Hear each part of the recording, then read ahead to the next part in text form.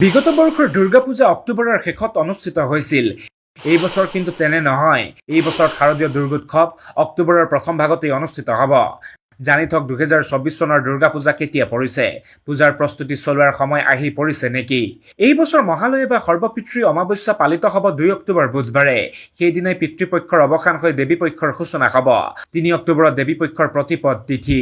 সেই দিনটোত শাৰদীয় নৱৰাত্ৰিৰ পূজা আৰম্ভ কৰিব সকলো হিন্দু লোকে। 2024 শাৰদীয় দুৰ্গা পূজাৰ দিন আৰু ক্ষণ জানেনে? মহাষষ্ঠী পালিত হ'ব 9 অক্টোবৰ বুধবাৰে। মহাসপ্তমী পালিত হ'ব 10 অক্টোবৰ বৃহস্পতিবাৰে। মহাষ্টমী পালিত হ'ব 11 অক্টোবৰ শুকুৰবাৰে। মহানৱমী পালিত হ'ব 12 অক্টোবৰ শনিবাৰে। বিজয়া দশমী পালিত হ'ব 12 অক্টোবৰ শনিবাৰে। এই বছৰ নৱমী আৰু দশমী একেদিনাই পালিত হ'ব। কোজাগৰী লক্ষ্মী পূজা পালিত হ'ব আগন্তুক 17 অক্টোবৰ বৃহস্পতিবাৰে। কালী পূজা পালিত হ'ব 31 অক্টোবৰ বৃহস্পতিবাৰে। ভাইফুটা বা ভাতৃ দ্বিতীয়া পালিত হ'ব আগন্তুক 3 নৱেম্বৰ দেওবাৰে। এই বছৰ মহাসপ্তমী বৃহস্পতিবাৰে পৰাৰ বাবে দেৱীৰ আগমন হ'ব দোলা বা পালকিত। শাস্ত্ৰমতে যদি দেৱী দোলা বা পালকিত আহে তেন্তে ভয়ংকৰ মহামাৰী আৰু বিপুল প্ৰাণহানিৰ আশংকা থাকে। এইবাৰ বিজয়া দশমী শনিবাৰ হোৱাৰ বাবে এই বছৰ দেৱী ঘোঁৰাত উভতিব। শাস্ত্ৰমতে ইয়াৰ ফলত সামাজিক অস্থিৰতা, ৰাজনৈতিক অস্থিৰতা, সামৰিক অস্থিৰতা বৃদ্ধি পাব।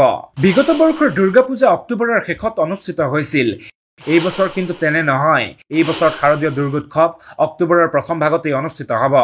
জানি থওক 2024 চনৰ দুৰ্গা পূজা কেতিয়া পৰিছে? পূজাৰ প্ৰস্তুতি চলোৱাৰ সময় আহি পৰিছে নেকি?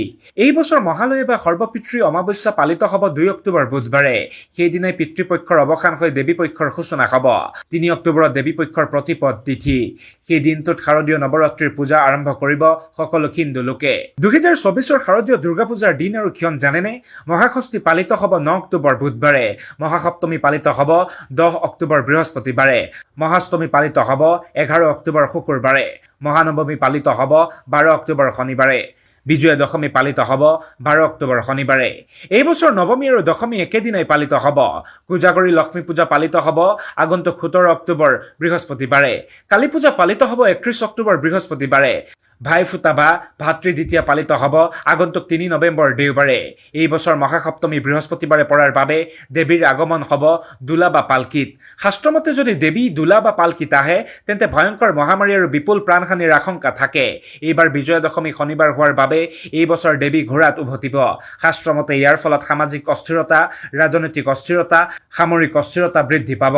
বিগত বৰ্ষৰ দুৰ্গা পূজা অক্টোবৰৰ শেষত অনুষ্ঠিত হৈছিল। এই বছৰ কিন্তু তেনে নহয়। এই বছৰ শাৰদীয় দুৰ্গোৎসৱ অক্টোবৰৰ প্ৰথম ভাগতেই অনুষ্ঠিত হ'ব। জানি থওক 2024 চনৰ দুৰ্গা পূজা কেতিয়া পৰিছে? পূজাৰ প্ৰস্তুতি চলোৱাৰ সময় আহি পৰিছে নেকি? এই বছৰ মহালয়া বা সৰ্বপিতৃ অমাৱস্যা পালিত হ'ব 2 অক্টোবৰ বুধবাৰে। সেইদিনাই পিতৃপক্ষৰ অৱসান হৈ দেৱীপক্ষৰ সূচনা হ'ব। 3 অক্টোবৰত দেৱীপক্ষৰ প্ৰতিপদ তিথি। সেই দিনটোত শাৰদীয় নৱৰাত্ৰিৰ পূজা আৰম্ভ কৰিব সকলো হিন্দু লোকে। 2024 শাৰদীয় দুৰ্গা পূজাৰ দিন আৰু ক্ষণ জানেনে? মহাষষ্ঠী পালিত হ'ব 9 অক্টোবৰ বুধবাৰে।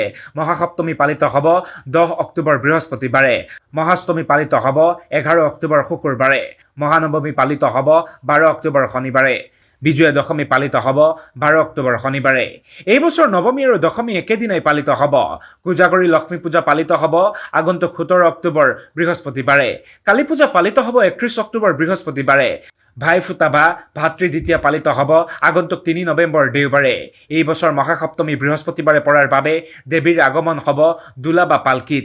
শাস্ত্ৰমতে যদি দেৱী দোলা বা পালকিত আহে তেন্তে ভয়ংকৰ মহামাৰী আৰু বিপুল প্ৰাণহানিৰ আশংকা থাকে। এইবাৰ বিজয়া দশমী শনিবাৰ হোৱাৰ বাবে এই বছৰ দেৱী ঘোঁৰাত উভতিব। শাস্ত্ৰমতে ইয়াৰ ফলত সামাজিক অস্থিৰতা, ৰাজনৈতিক অস্থিৰতা, সামৰিক অস্থিৰতা বৃদ্ধি পাব।